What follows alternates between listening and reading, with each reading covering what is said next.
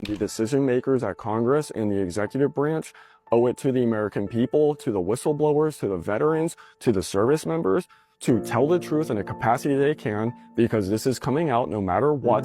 When it does, if they are not a part of it, this is going to be a lot worse than it already is.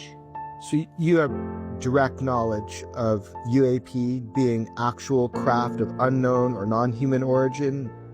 From your official capacity of work, you have some direct knowledge of that? 100%. Not only do I have it, I testified to it, I provided materials proving it, and it was proven to me that what I provided was in fact true. Who did you testify to? List them out. Senate staff, House staff, AARO, and ICIG.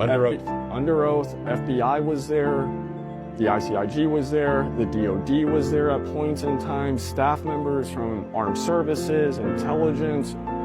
Basically, I went through the whole kit and caboodle to tell the truth and get this on record because I have grave concerns for what is happening.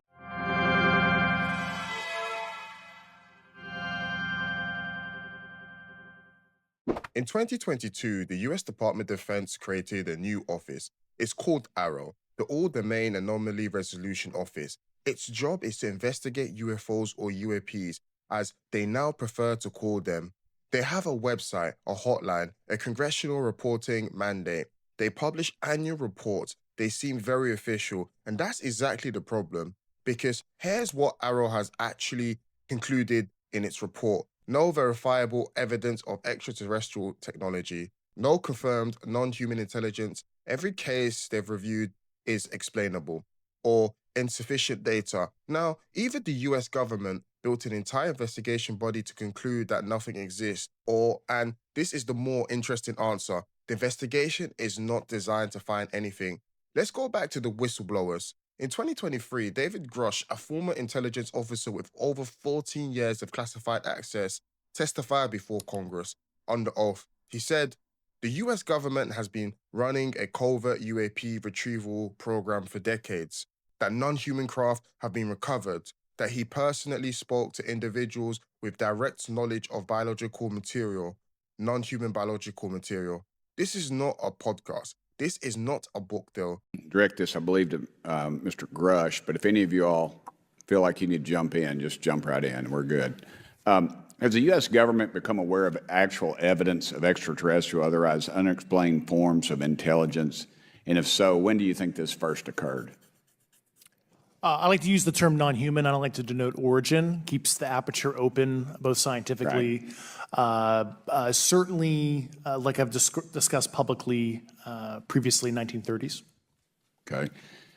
Can you give me the names and titles of the people with direct firsthand knowledge and access to some of this crash retrieval, some of these crash retrieval programs, and maybe which facilities, military bases that the recovered material would be in? And I know a lot of Congress talked about we're going to go to Area 51 and, and there's nothing there anymore anyway. It's just, and we move like a glacier. And as soon as we announce it, I'm sure the moving vans would pull up, but please. This is a sworn congressional testimony with criminal penalties for lying. AARO's response, they reviewed his claims. They found no verifiable evidence to support them. So here's the question that matters. Why would a whistleblower with nothing to gain, a decorated career, a security clearance to protect, risk all that to lie to Congress? And why would a government office specifically created to investigate UAPs consistently find nothing? In your assessment, what were the key limitations of AARO? I would put it to you this way. The statement AARO has made is scientific evidence of extraterrestrials. Scientific evidence requires a scientific control. Extraterrestrial is an entity on another planet. The only way to scientifically prove extraterrestrial is we have to go to that planet, acquire technology, bring it back, and compare it to what we have here. So you're saying they won't let anything out or they won't come forward unless they confirm that unless they go to the planet and confirm where its origin is. That would be scientific evidence, yes. And by that statement, AARO found no scientific evidence of extraterrestrials is basically, I don't want to call it a psyop, but a misrepresentation, because we do have things. But making that statement is not technically a lie. It's a misrepresentation of the full truth. Dylan, Knowing you testified to AARO, are they obfuscating when they claim to have discovered no evidence of extraterrestrial beings, activity, or technology, and are they lying to the American public? As I said before, it's a manipulation of the public perception. The statement, scientific evidence of extraterrestrials, is a true statement. It is not the truth about what is happening and what we have. Any of y'all like to comment on that further? Mr. Knapp, you're getting edgy. It's splitting hairs. No proof that they're extraterrestrials. What would that proof look like? A piece of kryptonite?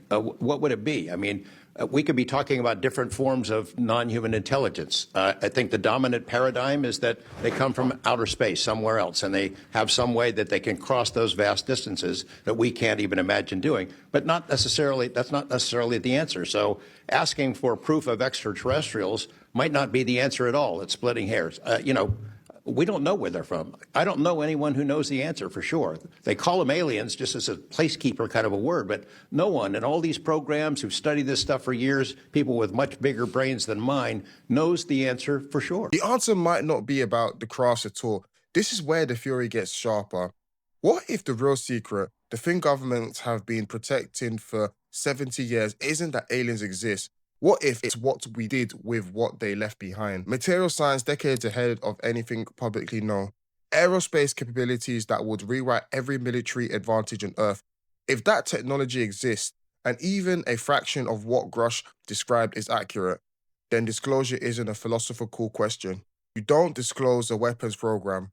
You don't release the physics. You don't hand your adversaries the roadmap. So instead, you build an office. You give it a mandate. You let it publish reports that say nothing to see here, and the disclosure becomes the cover. AARO isn't failing to find the truth. AARO might be specifically structured to not find it, while appearing to look.